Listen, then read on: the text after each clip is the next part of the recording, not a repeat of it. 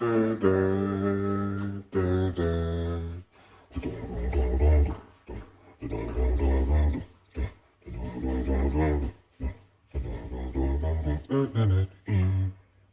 They're out to get you. Ah, oh. So yo, the self-checkout. So yo, I gotta talk about something. Yo, no lie. The last video I had just made, which I just putting up today or whatever, man, I was just talking about Victor Wembanyama. And when I shot that video when I was talking about Victor Wembanyama, that was a day before game one. That was like about an hour or two, an hour or like 30 minutes before game one. And look at what happened. I was talking about what it would be like if somebody just ran on the court, a New York Knicks fan, just hell-bent on the Knicks winning, not having a chance of losing, just running up on Victor Wembanyama and snuffing him. And I made a joke about it being like, you'd have to be pretty tall to be able to snuff Wembanyama because, his face ain't hard to reach. I mean, his face is pretty hard to reach. He way up there. But thankfully, this guy that got banned for life recently, a young 22 to 25-year-old, little homeboy, he ran out there on that court in San Antonio on their floor. Like, this denials didn't even happen at the Garden. Like, this is something that you would expect at Madison Square Garden. This happened in San Antonio. I'm talking about the Blueprint organization, the gold standard, and they got this kind of stuff going on. Yo, they can't control these young cats, man. That young boy ran out there on that floor, did not care. He was like, forget it. He was like, F it. I'm just gonna deal with the consequences later. And them consequences were pretty harsh, bro. When you saw that, like, it ain't like he ran on the court and did what I said. Like, what I was saying was much worse. Like, if you ran on the court and attacked somebody, yeah, you're definitely getting locked up and banned for life. But he got locked up and banned for life for running on the court and getting him a little quick selfie. Now, my thoughts on that, you don't need to ban him for life. I'd say ban him for about a good 10, 15 years because, people change eventually. Like, yeah, we got some crazy folks out there, you know what I mean? But for the most part, I'm pretty sure you agree, most of us, we change over time. Like, we get, like, we might have been a certain way in our 17 and 18, in our late teens. And, maybe around now, if in your late 20s or early 30s or late 30s, God forbid, not God forbid, because, I hope we all reach 40. But, I'm just saying, God forbid you 40 years old and you still got the same mind frame of when you was like 17, 18. But yo, it shocked me though. Like, they banned him for life. They banned that boy. Can't go to no more basketball games. Which, I mean, you can't really, hold on. I can't really come up with an explanation for homeboy, man. At an NBA basketball game, you ain't supposed to be running out there on the court. Like, not when the cheerleaders out there. Not when anything is going on out there. Like, unless if the game is over and you see a whole bunch of people on the court, then you get on the court. This dude ran on the court in the middle of somebody shooting a shot. Ran up to Wembanyama and got himself a selfie. Do you think it's worth it? I mean, if you had a chance to run on stage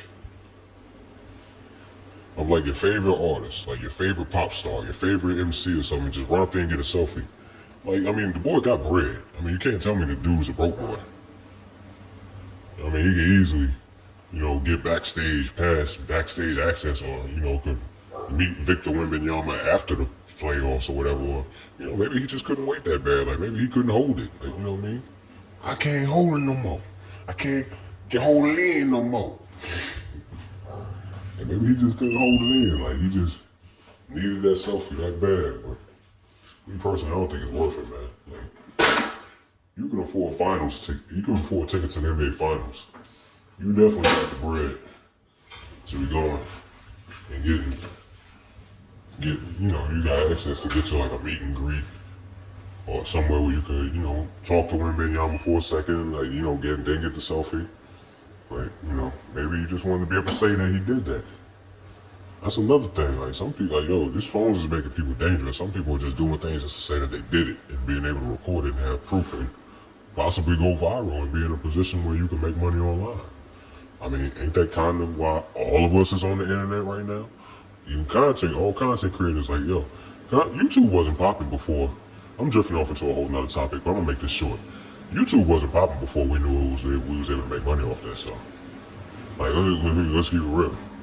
Like I had a YouTube video way back. I had a YouTube video way back in like I'd say like 06, 07. And it low key kind of went viral, like just like around my high school, or whatever that I was at that time. I didn't think nothing of it. I didn't think that years later, if I was to be consistent with it, getting on YouTube, that it could have been somewhere I could have been somewhere getting $30,000 a month just for sitting down doing nothing. I mean, shoot, like who wouldn't want that? I mean, you look at Casanat, right? Good old Casanat. Shut up. Good old Casanat. He ain't been streaming in a little while, but he's still getting like over $400,000, over $300,000 a month just chilling, based off of his subscribers and membership and stuff like that. He got going on. Who can breathe and could body fully functional wouldn't want that? So, you know what I mean? But that could be a thing too nowadays that you gotta worry about. Some people just want that moment. Some people just want to go viral. I mean, he knew that them security guards was gonna rush him and drag him out, and he was videoing himself the whole time when they was dragging him out. Like he knew it was coming.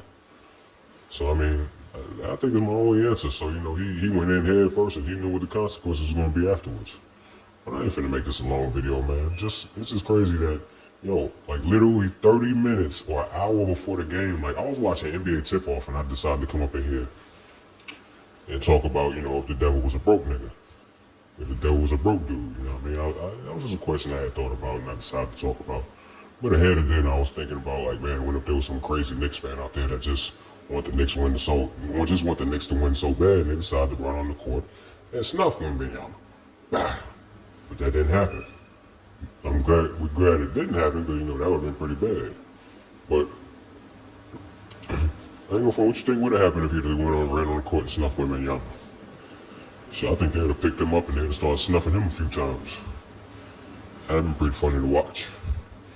Oh yeah, they'd have been grabbing, one hand would have been grabbing, dragging him somewhere, and the other hand would have been throwing straight hooks.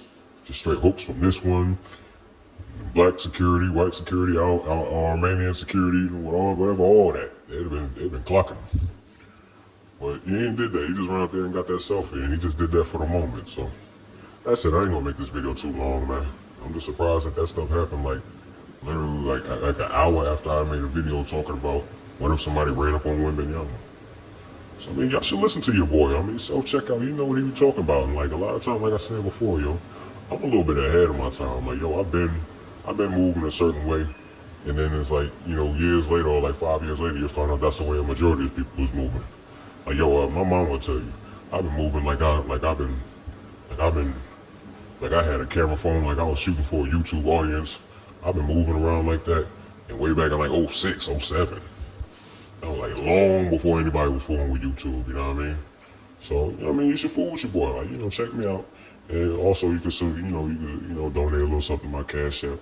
That's SENSAY 89. You know what I mean? If you feel a little generous. But I ain't gonna make this video too long. Anyway, self-check out.